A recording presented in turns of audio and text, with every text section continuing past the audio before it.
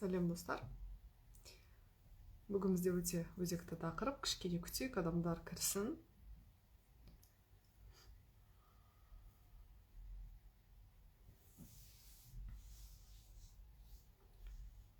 Қайырлы кеш.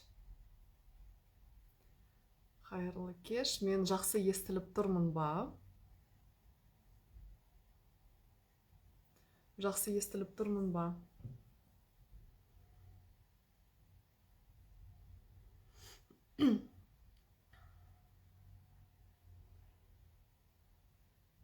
Қазір Ержанды күтейік и бастаймыз.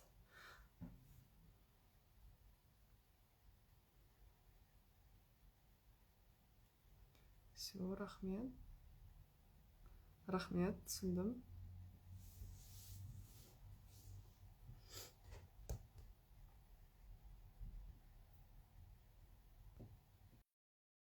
Бұрында берсек.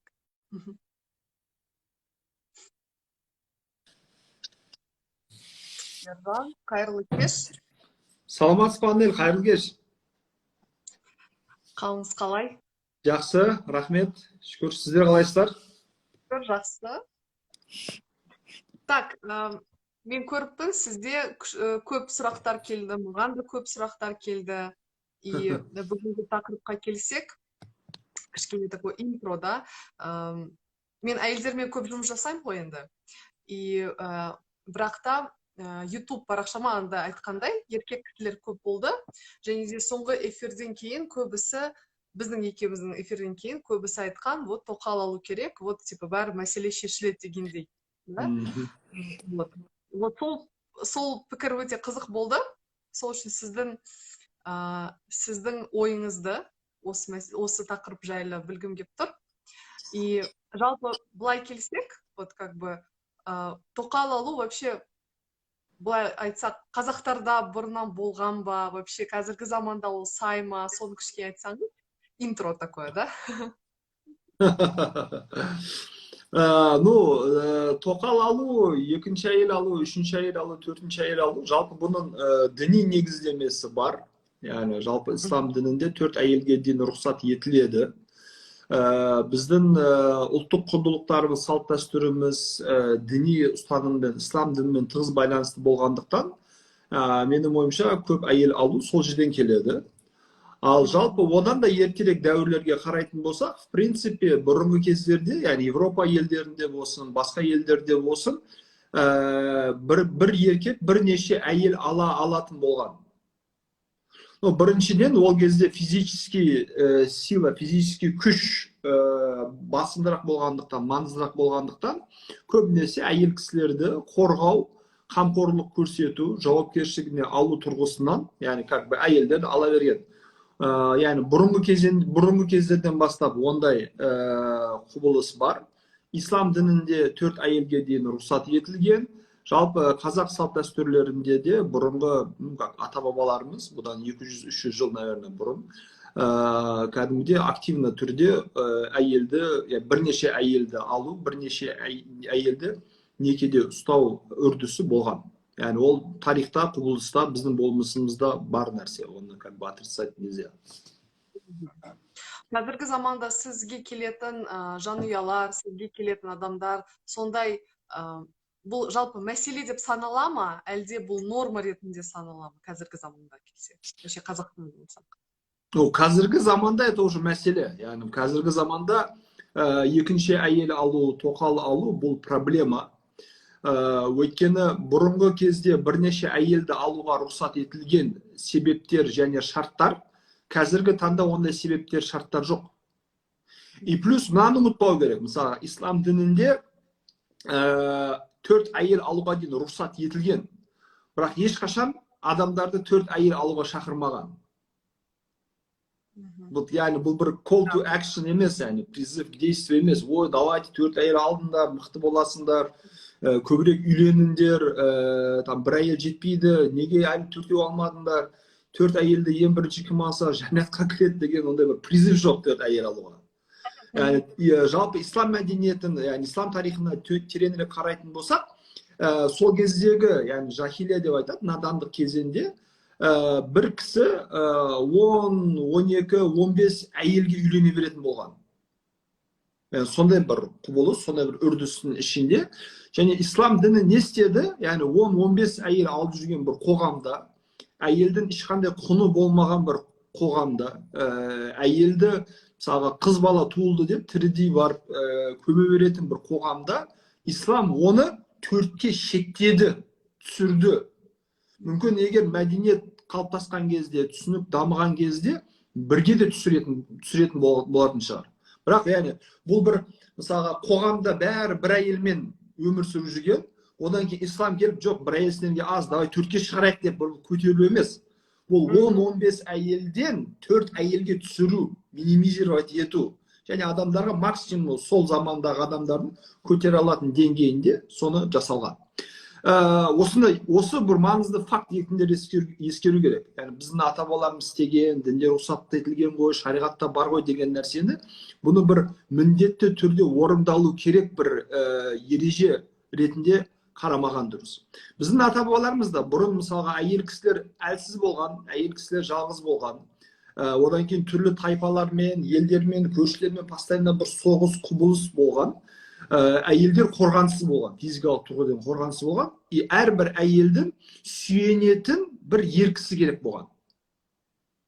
Енді соғыс, аңшылық, өлім қалым мәселесі постоянно актуальны болғандықтан, мысалға, бір әйел үйленгеннен кейін, мысалға, бірнеше жылдан кейін күйеуі соғыста қайтыс болды. Ол әйел жесір қалды, мысалға, баласы бар. Не істейді? Ол обязательно бір еркісіге сүйену керек. Біреудің қамқорлығында болу керек. Сөйтіп амал жоқ, не істейді? Барып, мысалға, біреуге екінші әйелі болады. Оның уже сондай бірнеше әйелі бар болса, үшінші әйел болады. Максимум 4-ші әйелге дейін бола алатын кездер болған. Енді қазіргі таңда ондай шарттар бар ма? Қазіргі таңда әйел әлсіз ба? Қазіргі таңда әйелді еркісіден басқа ешкім қорғай алмайды ма? Қазіргі таңда әйел жалғыз өмір сүре алмайды ма? Жоқ, ондай емес. Қазіргі таңда Құдайға шүкір заман өзгерген, мәдениет дамыған, қоғам дамыған, мемлекет дамыған. Сөйтіп қазіргі таңда біздің мемлекетіміз заңды түрде еркек болсын, әйел болсын, ересек болсын, бала болсын, әрбір азаматын қорғай алады. Сол үшін менің күйеуім өліп қалды, мен жалғыз қалдым, мені кім асырайды, қалай бағады, аштан өліп қалмайын ба, мені біреу зорлап кетпейді ма, алып қашпайды ма деп қорқудың керегі жоқ. Сіз өзіңіз жеке жұмыс істей аласыз, әйел ретінде үйіңіз бар, бала тәрбие аласыз, полиция бар, қоғам бар, мемлекет сізді қорғай алады. Сол үшін басқа біреуге тұрмысқа шығу деген бір қажеттілік, еркісіз өмір сүре алмау деген бір проблема жоқ. Сондықтан қазіргі таңда, яғни екінші әйел алу, үшінші әйел алу, үйлену, тоқал алу деген нәрсе жоқ. Ал жалпы мынау тоқал алып жатқандарға қарайтын болсақ, яғни мысалға примерно мен таныстардың арасында бар, былай естиміз, көреміз, тоқал алып жатқандарға қарасақ, өкінішке орай ондай бір жесір қалып қойған бір әйелді алды, 50-60-тағы жалғыз бір кемпірді алды, анау бір қаланың шетінде времянкада 7 баласымен қиналып жүрген бір әйелді некелікке алды дегенді естімейміз. Тоқал деп қалатындар обычно өзі 50 жаста, әйелі 40-45 жаста болатын болса, яғни 20 жасар, 25 жасар, 30 жасар, өзіне 10 жас, 15 жас, 20 жас кіші жас келіншектерді алып жатыр. Яғни ол жерде айтқан кезде тоқал алу қазіргі таңда жалпы тоқал деген сөз қоғамда негативті бір ой елестетеді. Тоқал деген сөз естіген кезде бұл не? Андай біреудің көңілдесі, жас, тоқалдың портреті қандай? Өзінен үлкен жас, 10-15 жас, кішкентай, қол бос болған кезде, уақыт босаған кезде көңілдес уақыт беретін, және жыныстық қарым-қатынас қажеттіліктерін қосымша қанағаттандыратын бір адам. Оның ресми, официальный ешқандай бір статусы жоқ. Тек қана мен келе жатырмын, мен қазір боламын, мен ертең келемін, мені күтіп ал, мені шығарып сал деп барып көңіл көтеру үшін өткізетін адам. Яғни бұл равно тең is equal to кім болады? Проститутка. Да. Это как-то так очень неожиданно. Потому что ондай әйелдерге барған кезде де, яғни ешқандай айырмашылық жоқ. Любовница, проститутка, көңілдес, да, мысалға мен келдім, кеттім, сен күте тұр, мен барып келейін, ешқандай официальный атым жоқ, еш жерде оны ресми түрде көрсете алмайсың, ешқандай оны заңды түрде бекіте алмайсың, тек қана уақытша барып көңіл өткізетін адам ойға келеді көп жағдайларда. Және жалпы қоғамда тоқал алатындарға және тоқал болатындарға өте үлкен негатив, өте үлкен агрессия, өте үлкен айыптау, кінәлау бар екенін ескеру керек. Мына жерде енді тақырыпты екіге де бөлуге болады. Ер кісілерге айтатын әйелдерге, да, то есть екі бөлек пікір болады ғой мына жерде енді. Маған да көптеген пікірлер келген, мен таң қалғаным, да, көптеген адамдар естіп тұрмын ғой, да, нормально? Естіп тұрды, айтайын. То есть әртүрлі пікірлер бар осы мәселе жайында, то есть разные, да, то есть біреулер қолдайды, біреу қолдамайды, біреулер барам болғым келеді, маған бір әйел адамда жазған. Анел, даусыңыз жай шығып жатыр, Қазір естіп тұрмын ба? Қазір жақсы шығып жатыр, жай шығып жатыр. Так, что мен сізді енді. Так, нормально. Екі түрлі пікір бар дедіңіз, айта беріңіз. Да. То есть кейбіреу, мысалы, кейбір әйелдер, бүгін маған бір кісі жазған, мен кішкене таң қалдым. Айтады, мен тоқал болғым келеді дейді бір әйел. Себебі күйеуім маған көп көңіл бөледі деді. Тоқал болсам. То есть, значит, күйеуім көңіл бөлмейді, а так, как будто тоқал болса, көңіл көп бөледі дегендей. Сондай бір өзіме де бір таң қалатын пікір келген, да. Кейбіреу, конечно, там мен болмаймын деді. То есть, как будто бы, ну, сондай тоже, да, пікір бар, қызық.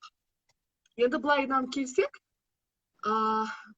вообще, по факту, менің түсінгенім, ну, как бы, сіз маған айтыңыз, да, шынымен солай ма, емес пе? Көбісі хотят, да, ну, как бы, хотят, но не могут дегендей, да?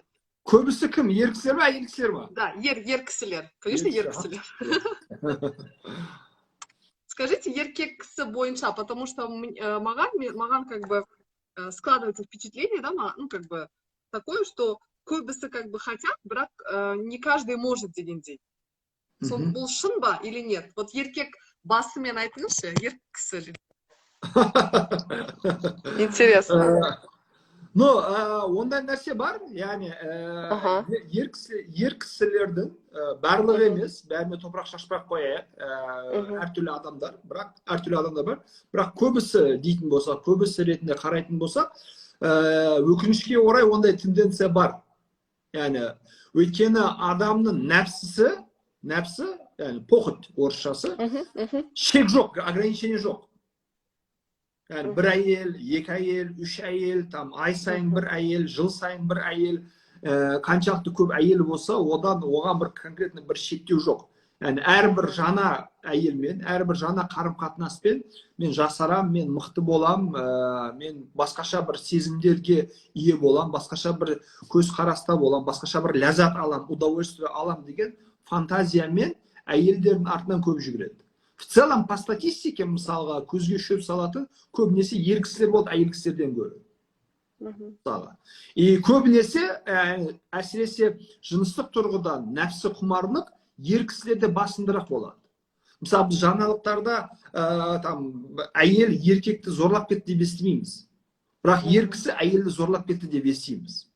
Өйткені жыныстық тұрғыдан қозуы, нәпсі құмарлығы әйелге зиян келтіретіндей, әйелді өзінің қалауынан тыс жыныстық қарым-қатынасқа мәжбүрлейтіндей, ондай бір нәпсі құмарлық бар. Сондықтан бұл жерде ер кісілердің көбісі екінші әйелім болсын, үшінші әйелім болсын деп қалайды. Бірақ кейбіреулері сол мүлдем қаламайтын ер кісілер бар. Оларды сыйлаймыз, құрметтейміз. Олар әңгімеден тыс, бәріне топырақ шашпаймыз.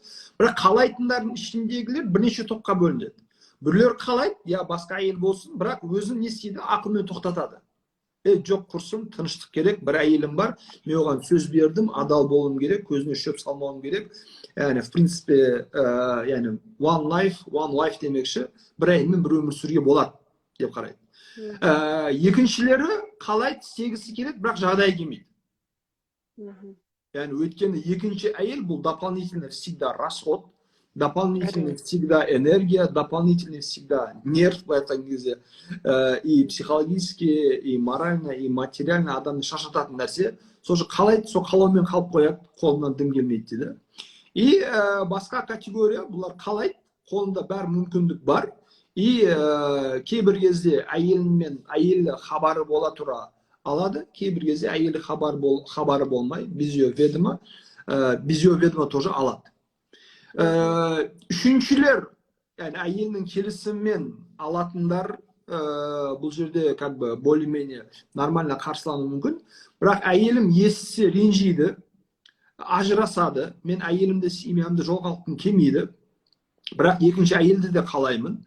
Не істеймін? Сөйтіп барып, байққан кезде секретно үйленіп алады, семья ашып алады. Сөйтіп бұланда параллельно екі өмір сүретін ер кісілер бар. Бұлар төртінші категориядағы адамдар. Ең адамға ауыр тиетін да осы төртіншісі. Өйткені бұл рано или поздно бәрібір естіледі, бәрібір білініп қояды. Менің даже мындай клиенттерім болған, который 16 жасар қызы әкесін қалада, паркта басқа бір әйелмен, кішкентай баласымен көріп қояды. Барып шоке, түсінбейді, менің әкем жас әйелмен, şu орталарында бала бар, не істеп жүр паркта? Ол әйел кім, қайдан пайда болды? Бұл мамасына айтады, мамасы ашуланады, разборка жасайды. Одан кейін ер кісі айтады, я, менің осынша жылдан бері параллельный семьям бар, ол жерде балам бар, ол да мен семьям. Ең ауыр тиетін нәрсе, ең қатты былай айтқан кезде психологиялық соққы беретін нәрсе осы. Өйткені төртінші группада не бар? Адамның сенімін жоғалту мәселесі бар. Сен, может быть, даже осы 6-7 жылдың ішінде тоқал туралы сөйлестің, көзге шөп салу туралы сөйлестің, әңгімелестің, күйеуің сенің бетіне қарап, я, ол дұрыс емес, оңбағандар неге өйтеді деп айтып жүрді. И мына жерде батыстан 7 жылдан кейін, 6 жылдан кейін қарайсың, 3-4 жасар баласы бар, басқа бір әйел бар. Ең ауыр тиетін нәрсесі осы. Атап көбісі қалайды. А вообще, вот так психологиялық тұрғыда вот сізге сондайлар келсе, ну это кішкене басқа тақырып енді, ну просто интересно. Ары қарай адамдар, вот әйел адам сенім жоғалған соң семьяда тұра бере ма или көбінесе ажыраса ма? Бізге келген клиенттермен біз қалай жұмыс істейміз? Ситуацияны қабылдап, ары қарай осымен қалай өмір сүруге болады. Ол же белгілі бір психотерапия курсынан өткіземіз. Яғни желательно ер кісілер мен әйел кісілердің бірге қатысуы, бірге болуы. И содан өткеннен кейін ер кісі бір тарапты таңдау керек. Yani өйткені қазіргі қоғамдағы әйелдердің күйеуін біреумен бөлісу деген түсінік, ондай бір ой, он мүлдем жоқ. Сол үшін бөлісе алмағандықтан, я күйеуімді қайта қабылдауға дайынмын, я күйеуімнің сол жүрісін кешіруге дайынмын. Окей, жақсы, ол жерде бала бар, баланың кінәсі жоқ, материально оған көмектесін, оған да көнеді, бірақ ана елге бармасын. Ана елмен сөйлеспесін, ана елмен араласпасын. Оны қабылдай алмайды. Оны қабылдау өте қиын. Окей, түсінікті, рахмет. Маған бір қызық орынды бір сұрақ келген. Бір әйел кісі да сұраған. Тоқалды тек әйеліне көңілі толмағанда алады ма дейді? Жоқ. Yani тоқал алған кезде, я, бұл актуальный сұрақ, маған хабарласқан, маған келген, көмек сұрақ келген әйелдерде, яғни клиенттермен жұмыс істеген кезде өзін кінәлау сезімі болады. Чувство вины, значит, мен дұрыс әйел боламадым, значит, мен оның көңілінен шыға алмадым, значит, менде что-то не то, поэтому ол сырттан басқа әйел іздеп кетті, сырттан басқа біреумен тұрып кетті, сырттан басқа семья құрып кетті деген бәлкім кезде өзін кінәлік сезім бар. Жоқ, бізді тыңдап жатқан бүкіл тыңдармандарға мен ашық түрде айта аламын, күйеуіңіздің басқа әйелмен жүріп кетуі, көзге шөп салуы, басқа әйел, басқа семья алуында сіздің ешқандай кінәңіз жоқ. Неге? Егер сіздің бойыңызда күйеуіңізге ұнамайтын, қаламайтын, жағымсыз бір әдетіңіз, бір әрекетіңіз болатын болса, оны күйеуіңіз ашықтан бетіңізге айту керек. Соған байланысты екеуіңіз жұмыс істеуіңіз керек. Ақыр болмаса психологтан барып көмек ала аласыз. Yani егер маған әйелімнің бойында бір нәрсе ұнамады, мен тоқал ала салдым. әйеліне күйеуінің бойында бір нәрсе ұнамай қалды, барып басқа еркекпен жүре салды. Осындай логикамен әрекет ететін болса, бізде семья деген нәрсе қалмайды. Сол үшін ол сіздің қателігіңіз, яғни себептер көп болуы мүмкін, неге басқа кісіге кетіп қалды, но точно сіздің кінәңіз емес, ол жағынан өзіңізді қинамаңыз. Все, рахмет. Тағы да бір сұрақ. Тоқал алған еркек әйелдерге тойып, шошаңдағанын қояды ма? Қоймайды. Қойғанда былай қою мүмкін енді. Қартайып, физиологиялық жағдай келмеген кезде, шаршаған кезде, әлсіздеген кезде олай қою мүмкін. Бұл қалай қою? Бұл осознанно, саналы түрде дұрыс емес, былай істемейін, қояйын емес. Шамасы келмегеннен кейін амал жоқтан қояды. Ондай қоюдың пайдасы жоқ. Да. Ондай қойғаннан кейін саналы түрде қою керек.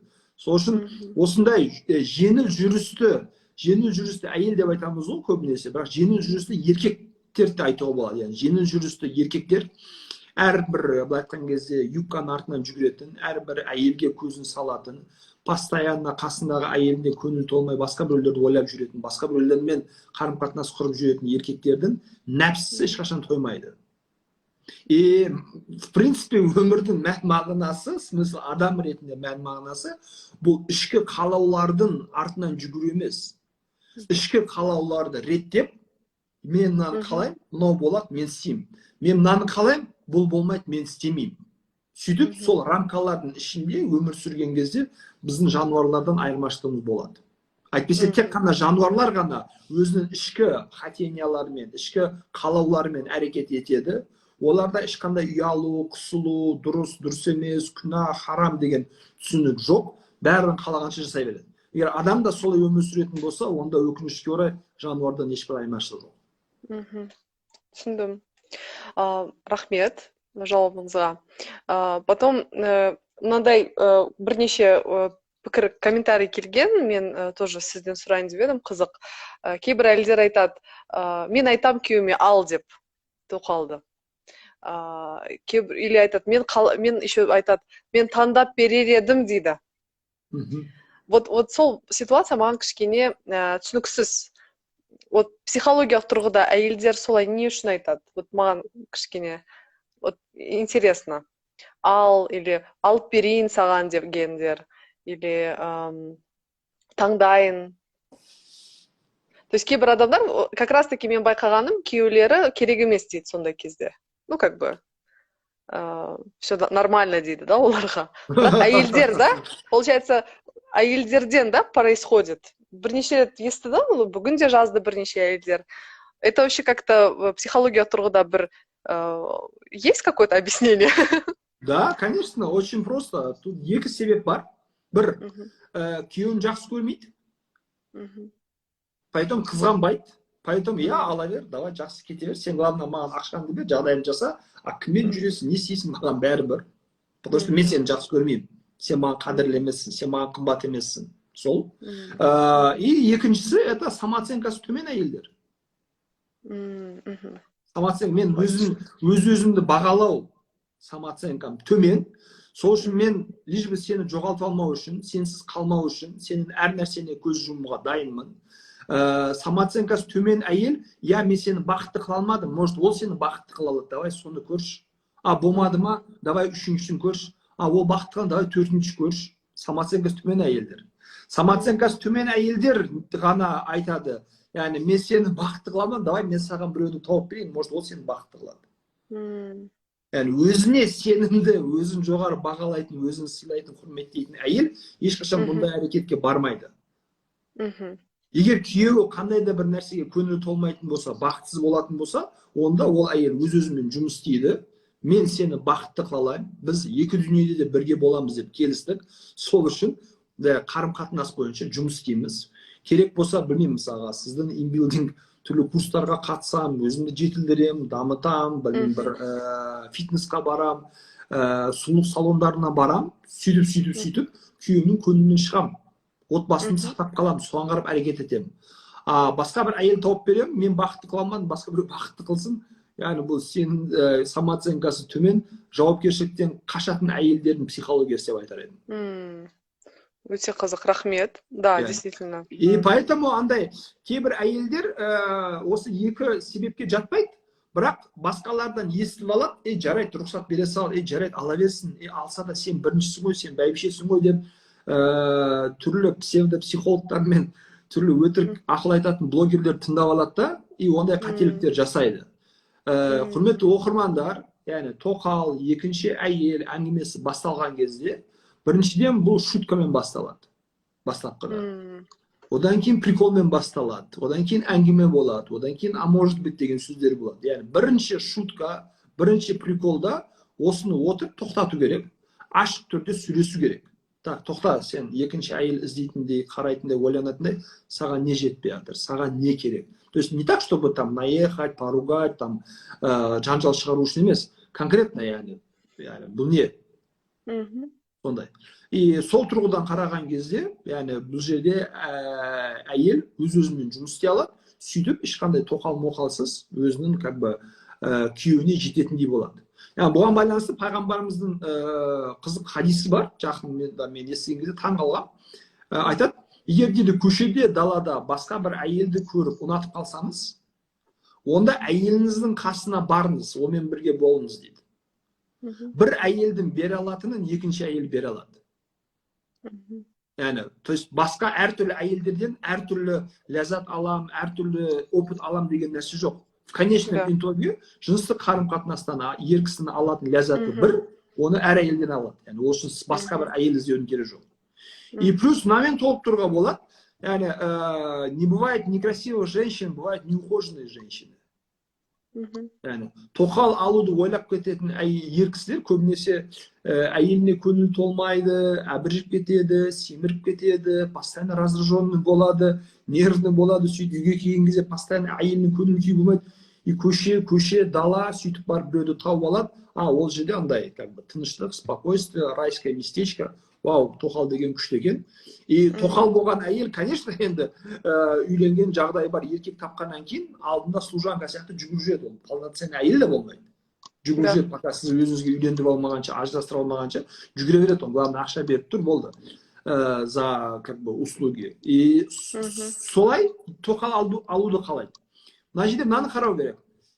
Әйеліңізге жағдай жасасаңыз, яғни бізді тыңдап жатқан ер кісілер де аз емес, әйеліңізге жағдай жасасаңыз, яғни қызметші алыңыз, үйге көмекші алыңыз, үй шаруаларымен көмектесіңіз, әйеліңізге эмоционалдық тұрғыда жақындық көрсетіңіз, комплимент айтыңыз, әйеліңіздің самооценкасын көтерілуіне атсалысыңыз, сол кезде әйеліңіз үйде ухоженная, красивая, с хорошим настроением, при параде күшті болып жүреді да, и постоянно сізді күлімсіреп күтіп алады, күлімсіреп шығарып салады. Ал ер кісілер көбінесе не істейді? Үйдің шаруасын бәрін әйелге жүктеп қояды, өздері көшеге кетеді, и келген кезде әйел там үйде 3 бала, 4 балаға қарау керек, ата-енеге қызмет ету керек, туысқандарды күту керек, үйді жинау керек, посуда жуу керек, күнде 3 мезгіл тамақ істеу керек. Соншама шаруаны істен кейін кешке қарай әйел шаршайды, физически шаршайды, психологически шаршайды, морально шаршайды. Одан кейін мына әйел что-то шаршап кетті, қартайып кетті, қойшы, басқа біреуін көрейін, басқа біреуін іздейін деп көздері сырға кететін болған. Ондай жолға еш барудың керегі жоқ. Әйелге жағдай жасаңыз, ол да жасарады, құлпырады, и сізді басқа әйел іздемейтіндей қылып көңіліңізден шығатын болады. Ой, рахмет, классно. Әйелдерді алсақ, конечно, вот как кеңес ретінде әйелдерге это в любом случае, да, развитие, өз-өзін күтіну, өзіне қарау. Ол же көптеген әйелдер байқағаным, кішкене бәрі күйеуім үшін, бала үшін деп өзін көбісі байқағаным, да. Өздерін екінші орынға қояды, или үшінші орынға қояды, да. Я думаю, это тоже как бір себептің бірі, да, то, что күйеуі уже автоматически как-то, то есть, как сказать, мынандай ситуацияларда әйелдерге де просто так берілмейді ғой, мысалға, да, олар уже өздері осы күйеуім уже тоқал дегенде уже сразу бір сигнал, как red flag, да, красный флажок, значит, бірдеме жасау керек, да? Да. То есть, как бы, бірдемені өзгерту керек дегендей. Да? Вот в этом плане. Дұрыс айтасыз, Анель ханым, яғни ол жерде әйел кісі ешқашан айтады ғой, фанатизмнің любой түрі қауіпті. Мгм. Что религиозный фанатизм, что политический фанатизм, Мгм. что семейный фанатизм. Ойбай күйеуім там құдайымдай көремін, ойбай балаларым там періштедей көремін емес. Адам семья, күйеу, әйел, бала шаға деген кезде ешқашан өзін ұмытпау керек. Өзін дамытып отырған кезде, өзін жетілдіріп отырған кезде, өзіне жеке уақыт бөле алатын кезде сіз күйеуіңізге қызық боласыз, әйел ретінде. Сіз балдарыңызға қызық боласыз. Сіз ешқашан басқа біреуге эмоционально тәуелді болмайсыз, самое главное. Сіз постоянно өзіңіздің көңіл күйіңізді көтеретін қосымша ресурстарға ие боласыз. А так сіз постоянно өзіңізді күйеуге ғана беріп қойған кезде, сіздің эмоциональный ресурсыңыз тек қана күйеуіңіз. Күйеуіңіздің қабағы түйілсе, сіз ренжіп қаласыз. Күйеуіңіз күлсе ғана сіз күлесіз. Соған ғана тәуелді болып қаласыз. Егер одан басқа саморазвитие, личностный рост, спорт, оқу, образование, жұмыс, бизнес, кулинария, хобби, әртүрлі нәрсемен айналысатын болсаңыз, онда бір ресурсқа ғана байланып қалмайсыз. Күйеуіңіздің көңіл күйі болмаса да, сіздің көңіл күйіңіз жақсы бола береді. Потому что басқа жерден сіз ресурс аласыз. Осы тұрғыдан сіздің жасап жатқан жұмыстарыңыз, соған байланысты түрлі марафондар, тренингтер, курстар, мысалға, бұлардың барлығы керекті, маңызды деп ойлаймын, өзімізді жан-жақты дамытып отыруымыз керек. И бұл даже тек қана әйелге де қатысты емес. Қазір отбасыда бұл ер кісіге де қатысты нәрселер. Өйткені белгілі бір уақыттан кейін күйеуіне көңілі толмайтын әйелдер де болады. Бұл біздің темамыздан тыс нәрсе, но екі жаққа да бұны ескерту ретінде айту керек деп ойлаймын. Иә, да, келісемін. Бір сұрақ келген, оны бір жағынан қызық сұрақ, бір жағынан как будто бы, жауап беру керек сияқты. Мне кажется, жас жігіт жазған сияқты. Неге бірінші әйел қарсы болады дейді? Неге әйел екінші әйелге қарсы болады ма? Да. Ол жерде элементарно, это біріншіден қызғану. Адам жақсы, бағана айттым ғой мысалға, жақсы көру. Сіз жақсы көрген адамыңызды басқалармен бөліскіңіз келмейді. Қарсы болатса, сіз жақсы көргеннен. Одан кейін әйелдерде иелену сезімі қатты дамыған. Иелену чувство собственничества, менікі, менің күйеуім. Онымен ешкіммен бөліспеймін. Бөліскісі келмейді, сол үшін басқа әйелге қарсы болады. Үшіншісі, кейбір әйелдер күйеуі басқа әйелмен жатқанын естіген кезде, білген кезде, сезінген кезде жиіркенеді. То есть отвращение пайда болады. Сен басқа бір әйел кісімен бірге болдың, соның төсегінде болдың, соған қасында болдың, соған тидің, мысалы, даже жуынған өзінде, соны ойлаған кезде тітіркенеді. Одан отвращение пайда болады. Еркектерде солдай болып. Еркектерде солдай. Әрине. Самый такой, наверное, ең банальный прием, бұл өзіңізді салыстыру. Қай еркек айтылады, мен әйелімді бөлсем, басқа бір күйеумен болсын, басқа бір жігітпен болсын. Жоқ. Даже мәселе ар намыста емес, мәселе психологиялық тұрғыдан. Қалай ол? Менің әйелім. Егер мен әйелім басқа біреумен бөлісетін болса, мен уже менің әйелім деп айта алмаймын, біздің әйеліміз деп айта аламын. Әйелде күйеуін бөлісетін болса, уже менің күйеуім деп айта алмайды, біздің күйеуіміз деп айта алады мысалы. Менікі деген түсінік қалмайды да. Ал менікі деп болмаған кезде, значит ол, общий. А любой общий нәрсеге отношение қандай болады? Неуважительный болады. Общага дейді ғой мысалға. Общаковский дейді мысалы. Ешкімді керек емес, что попало сте, как попало пользуйся, керек емес кезде тастап кетті. Поэтому общий болған нәрселерге отношение да сондай болады. Бұл жерде ер кісі больше теряет даже, можно сказать. Просто қызық да сұрақ, то есть как будто бы, со стороны, да, былай қарасақ, еркек болса это типа норма, а әйел болса типа, а что тут такого сияқты, да? Такое впечатление. И көп ер кісілер өздерін мынамен алдайды. Психология сол нәрсе бар, что әйелдер однолюб болады. Бір рет біреуді жақсы көреді. Ер кісілер многолюб болады. Анаттан параллельно жақсы көру мүмкін. Басқа әйелді жақсы көру, мына әйелді жақсы көруге кедергі емес. Мен мынанта жақсы көрем деген ойда болады. И сол тұрғыда, мен сен қасындамын ғой, сенен біргемін, жағдайымды жасап жатырмын, көмектесіп жатырмын, бәрін беріп жатырмын. В чем проблема бар? Басқа әйелмен де солай болайын деп ойланады. Бұл қате түсінік. бұл қате түсінік. Өйткені мәселе тек қана олай жақсы көруде емес. Егер сіз өзіңіздің концентрацияңызды, фокусыңызды, вниманияңызды бір кісіге беретін болсаңыз, сезімдеріңізді жан-жаққа шашпай, онда ол махаббат, ол сүйіспеншілік күшті болады, мықты болады. Егер сіз сүйіспеншілігіңізді жан-жаққа тарататын болсаңыз, онда барлығы әлсіз болады.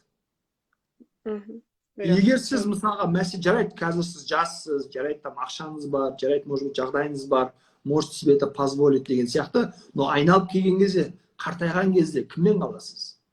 Қартайған кезде кімге керек боласыз? Ауырған кезде сізге кім қарайды? Әлсіз болып бәрін жоғалтып, жағдайыңыз болмай қалған кезде қасыңыздан кім табылады?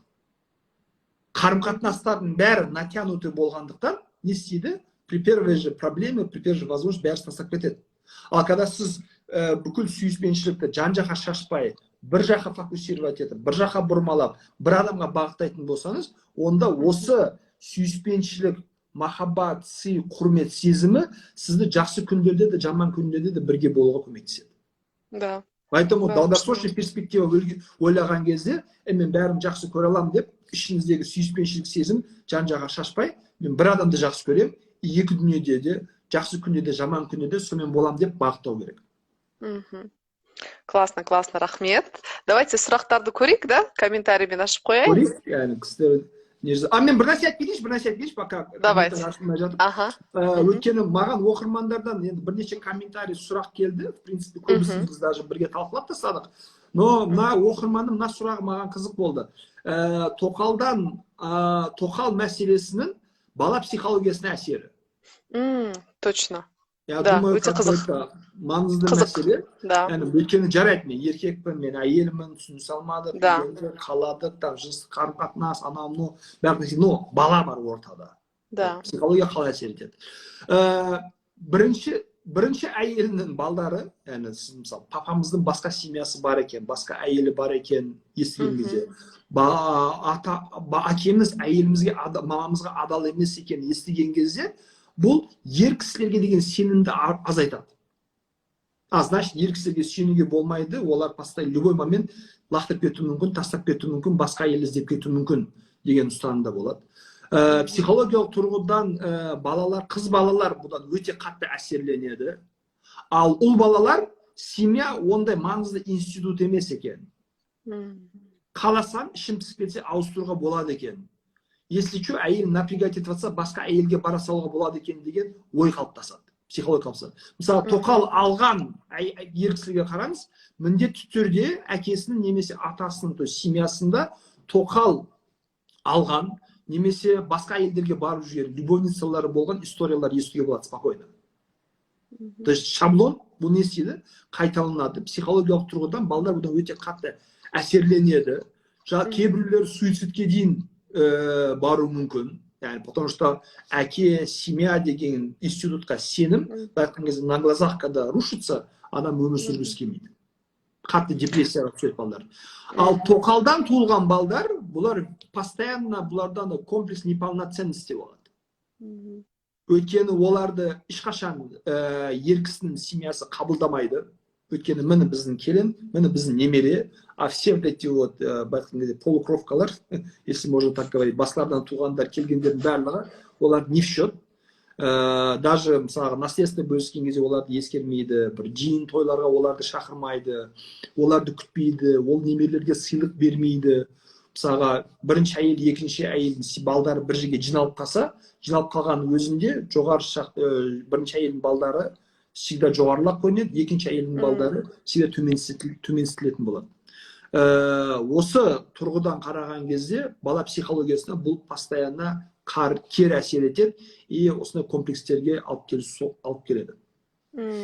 А вот, допустим, просто мен білетін кейбір енді клиенттерден көп естіп тұрмын ғой, енді көптеген сондай, когда вот ситуациялар, когда балаларын да нормально қабылдайды и как бы екінші әйелін де нормально қабылдайды. Это редкость, да? То есть это вообще редко. Это редкость, и это возможно только тогда, когда бірінші әйелмен очень негативные, натянутые отношения. Реально. А любить... то есть ажырасатын халге келіп жатқан кезде мына жерде басқа біреу. Все, тогда это, может даже единичный случайлар, что прям полноценно қабылдайтындай. Просто мына жерде понятное дело то, что екі әйел бір-біріне, ну, как бы қарым-қатынасы онша болмайды, ну, да, явно. Бірақ, да, ну, само собой. А балалардың бір-біріне деген қарым-қатынасы нормально болса, это тоже редко? Это невозможно. Невозможно, да? Это невозможно. Это в основном такое случается, когда есть такой, как сказать, сильный фактор, как деньги. Состоятельный, өте состоятельный кісілердің балалары материалдық тұрғыдан әкесіне тәуелді болғандықтан, қаласа да қаламаса да, ұнаса да ұнатпаса да, басқалармен қарым-қатынас құруға мәжбүр болады. Ондайлар араласады. Но ондай бір искренне жақсы қарым-қатынас құру өте қиын, почти мүмкін емес. Тут даже родные братья и сестры көп жағдайларда бір-бірін түсіне салмайды. Бір анадан, бір әкеден туғандар. А басқа біреуден ол жерде там вообще өте қиын. Яғни ондай бір ситуациялар өте сирек кездеседі. И там детально қараған кезде көптеген нюанстар бар екенін көруге болады. А вот как пример алсақ, там арабтардың мемлекеттерін, да, там же это вообще как бы часто, ну как бы олардың психологиясы өзгеше ма бізге қарағанда, или все одно и то же ма бәрібір? Адам тұрғысынан барлығы одно и то же. Бірақ қоғам тұрғысынан, когда вас общество к этому принуждает, общество этому способствует, и вы не можете против общества пойти, тогда сіз көнесіз. Ну, прям бір от души күшті, бақытты, армандап, бір 15-ші әйел болғаным қандай күшті болды, всю жизнь об этом мечтала, все детство этого хотела, деген нәрсе таба алмайсыз. Я онда 2, 3, 4 әйел алады, яғни шариғатқа сүйеніп, әйелдер үйленеді, но қатты бір қалап, армандап, аңсап, яғни әйелдің ішіндегі қызғаныш сезімі ішеге жоғалтпайды. Ол араб болсын, қазақ болсын, орыс болсын, еврей болсын, ол ішеге кете алмайсыз. Ой, классно вообще, такой интересный эфир. Давайте сұрақтарды көрейік. Так. Так, вот, мен енеме вообще ұнамаймын. Пысық келін емеспін. Физически шаршап қалам, қонақ күті үй шаруасына. Содан муж екінші әйел алам деді, мен келістім. Бұл мәселені осылай шешкен дұрыс па муждың, күйеуінің? Дұрыс емес. Екінші әйел алғаннан гөрі өзіңізге қызметші алыңыз, көмекші алыңыз, нянька алыңыз. Мен, в принципе, ондай нәрселерді қолдаймын. Менің ойымша, все, что можно делегировать, нужно делегировать, чтобы оставалась сил и энергия на то, что нельзя делегировать. Мысалы, сіз не істеп жатсыз? Не чтобы үй жинау, қонақ күту, посуда жуу, сол жұмыстар бәрін басқа біреуге делегировать еткеннен гөрі, сіз әйел болуды біреуге делегировать етіп жатсыз. Бұл дұрыс емес. Лучше қызметші немесе нянька алыңыз, зато күйеуіңіз үшін жалғыз әйел болыңыз. На жерде бір сұрақ, не сұрақ, а то есть, ну то, что біз больше как против айтып жатырмыз, да? И вот тут как бы такое спрашивают, типа, за дегендей, ну, типа абайдың өзі тоқалдан туған деп айтып жатыр. И? Да, видимо, вот, ну, как-то, типа, факторы за дегендей. Факторы за дегендей, это вот, как сказать, вот, менің өз пікірім, да? Көзқарасым, просто қанша әйелдер тоже көрген, ну, как бы сөйлескенмін, егер де, я не знаю, просто пример ретінде, просто сондай әйелдер бар, видите, ну, менің тәжірибемде өткен, с кем я общалась, которые, да, ажырасқан, бала жағасы бар, да, и күйеуі жоқ, да, ну, к примеру, который көмектесетін. И некоторые вот так вот выбирают, да, осылай таңдайды, екінші әйел бола салам деп. Да? И как бы и по-своему счастливы дей салуға болады енді, да? Енді өз шешімі болған соң.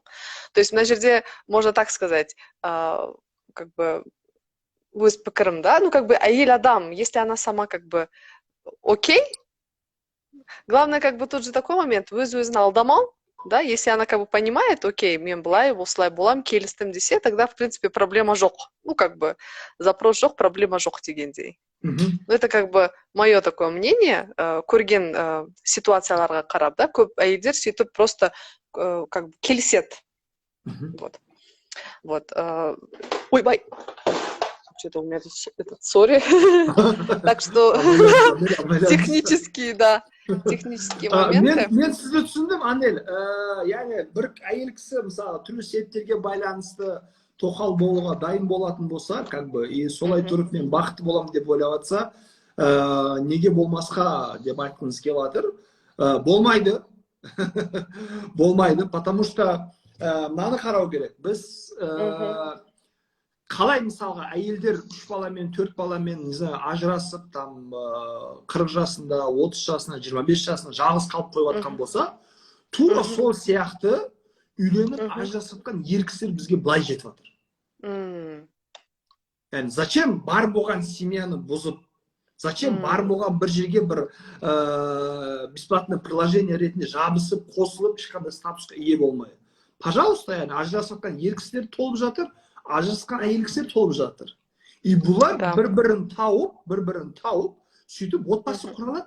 Қайтаға алдыңғы отбасы, алдыңғы сәтсіз отбасы тәжірибеден керекті дәрістер шығарып, екінші рет бұлар намного прочнее отбасы құралады. Менің ойымша біз акцентті осыған бұруымыз керек. И тот факт, что бұны даже мен осыдан бір 4-5 жыл бұрын телевидение шыққан кезде, сол кезде осы статистиканы опровергать еткен, бір Қазақстанда бір еркекке 7 әйел келеді деп айтады. Это өте ложная статистика. В среднем әйелдердің, еркектердің туылуы, өсуі, қазір бізде тем более соғыс жоқ, кешіресіз, соғыс жоқ, қиын жағдай жоқ, ер кісілер армияға кетіп жатқан жоқ, өліп кететіндей, қайтып келмейтіндей. Поэтому қазіргі примерно 55%, yani даже 60-40% максимум соотношение. Осы тұрғыдан қараған кезде әр әйелге еркек табылады, әр еркекке әйел табылады.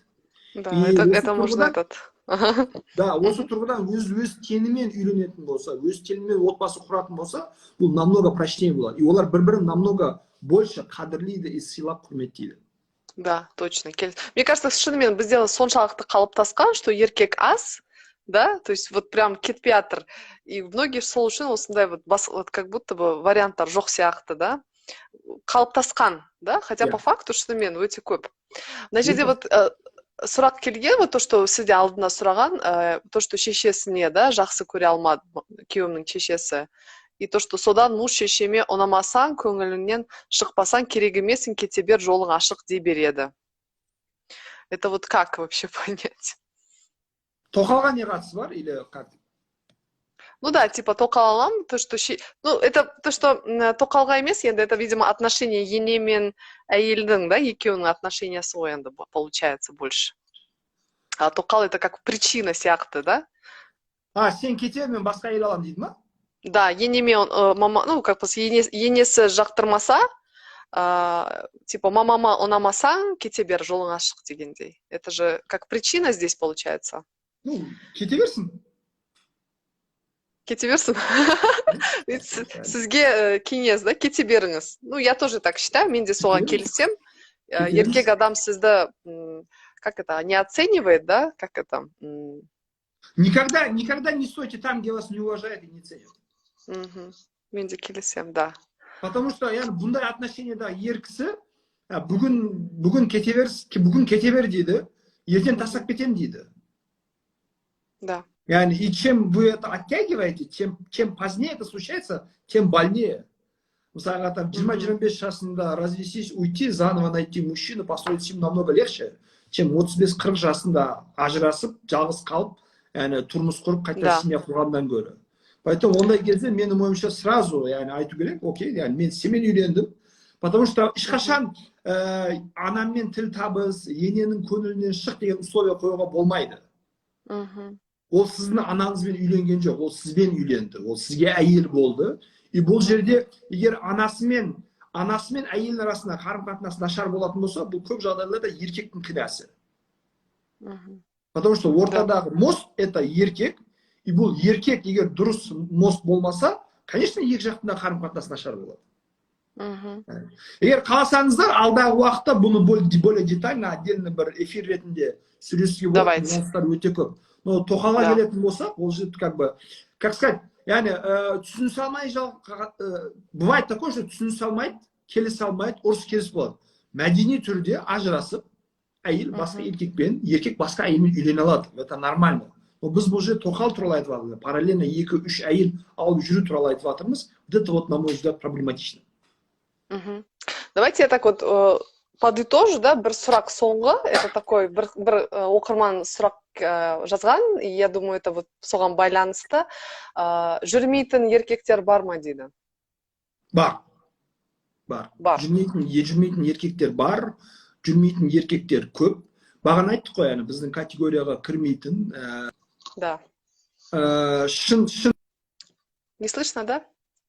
Шын мәнінде әйеліне, отбасына адал, ешқашан бір сәт басқа әйелді ойламайтын еркектер бар. Бұл бүкіл еркектер жүреді деген стереотип біздің миымызға искусственно құйылған нәрсе. Кино арқылы, медиа арқылы, интернет арқылы, анекдот арқылы до того миымызға құйылып кеткен, что бұны көрген кезде біз таңғалмаймыз, ренжімейміз, өкпелемейміз кейбір кезде. Ладно, еркектер бәрі жүреді ғой. Даже сондай проблемамен мамана немесе подружкана барса, как успокаивать, ештеңе етпейді, еркек қой жүреді, походит, қайтып келеді дейді мысалы. Нет, это ненормально, еркек жүрмеу керек. Егер оның фактілер болса, бұлар қоғамда қазір бұндай фактілер өкінішке орай көп, но бұны ешқашан норма ретінде қабылдамай, постоянно бұнымен күресу керек, яғни. Сіз бұған қарсы болған сайын, сіз бұнымен күрескен сайын, сіз бұған байланысты өзіңіздің реакцияңызды, ұстанымыңызды білдірген сайын, ер кісі ондай қадамға бармайтын болады. По крайней мере, баруға батыл жетпейтін болады хотя бы, яғни егер өзінің санасы мен түсініп жетпейтін болса. Ал сіз үндемей, я, хорошо, конечно, жүреді екен, ладно, жүресің десеңіз, ну тогда еркекті ничто не остановит тогда, яғни. Да, согласна. Классно. Маған эфир өте ұнады. Көптеген күшті ақпаратпен бөлістіңіз. Рахмет сізге. Кішкене уақыт көп, да? Менде что-то этот время нет, и не могу проверить. 21:53 сағат қазір. Бір сағат, да? Кешіріңіз, сіздің уақытыңызды алғаным. Жоқ, все нормально. Так очень нормально, да? Бір сағатқа рассчитывать етемін өзі Инстаграм. Ну все, да. Да, тақырып да шынымен өте қызық, өте өзекті. Пікір бөліскен үшін сізге рахмет. Эфир сақталады, ютубқа да шығарамыз, да? И сізде оқырмандар осы видеоның астына пікір қалдырып, өзіңіздің сұрақтарыңызды мүмкін болашақта да басқаша тоже, да, осы тақырып, осыған жақын тақырыптарды да как-то ашып отырамыз, да? жазыңыздар, хабарласыңыздар. Анар ханым, сізге рахмет. Осындай қызықты сұрақтармен маңызды тақырыптарды көтеріп отырсыздар. Мен үшін де сізбен эфир өткізу қызық болды. Бұйырса, барлық оқырмандарға пайдалы болады деген ниеттемін. Құрметті оқырмандар, аман болыңыздар, ауырмаңыздар. Біздің Instagram, YouTube парақшаларымызға жазылыңыздар. Осы эфирге байланысты ой пікірлеріңізді, сұрақтарыңызды жазыңыздар, қалдырыңыздар. Алдағы уақытта олар жинақтап толықтырып тағы да осындай эфирлер бұйырса жасап отырамыз. Сонымен қатар, анаған рұқсат болса, мен бір кішкентай хабарландырып жасап жіберсем, біздің енді тоқал алу, отбасы қарым-қатынас, көңілден шығу-шықпау мәселесіне байланысты, құрметті достар, менің өзімнің авторлық отбасы қарым-қатынасқа байланысты 3 айлық курсым бар. Барлықтарыңызды сол 3 айлық курсыма қатысуға шақырамын. Ол жерде біз бір ай бойы жеке тұлға, өзіміздің травмалар, комплекстер, эмоционалды интеллект, өзімізге самооценкамызды көтерілу, сенімділікті арттыру сияқты жеке тұлғаны қарастырамыз. Екінші айда ерлі-зайыптар арасындағы қарым-қатынасты қалыптастырамыз. Үшінші айда бала тәрбиесін, ата-ана мен бала арасындағы қарым-қатынасты қалай болу керегін талқылаймыз. Осылай комплексті бір программада 3 ай бойы сіз отбасы мәселесіне толыққанды кіріп, толыққанды сүңгіп, өзіңіздің жеке психологияңызды, отбасы қарым-қатынасыңызды жаңа бір деңгейге, жақсы бір деңгейге шығара алатын мүмкіндігіңіз болады. Бірінші поток қазір оқуды өтіп жатыр, жақсы отзывтар алып жатырмыз. Екінші потокты біз март айында бастаймыз, яғни март уже келесі аптада тіркеуді бастаймыз. Соған байланысты алдын ала заявкаларыңызды қалдырсаңыз болады, сіздерді қазірден тіркей береміз. Муж жена может бір сабақ алуға дейді. Может. Күйеуі мен әйелі барлығы бір сабаққа қатыса алады. Сіз бір аккаунт аласыз, бір видео көресіз. Даже мы хотим, чтобы күйеуі мен әйелі бір аккаунт арқылы, бір оплата арқылы екеуі бірге көрсін. Еш проблема емес. Классно. Круто. Рахмет сізге. Жақсы. Все онда. Жарайды. Сәттілік, қайырлы кеш. Аман болыңыздар, ауырмаңыздар. Сау болыңыз.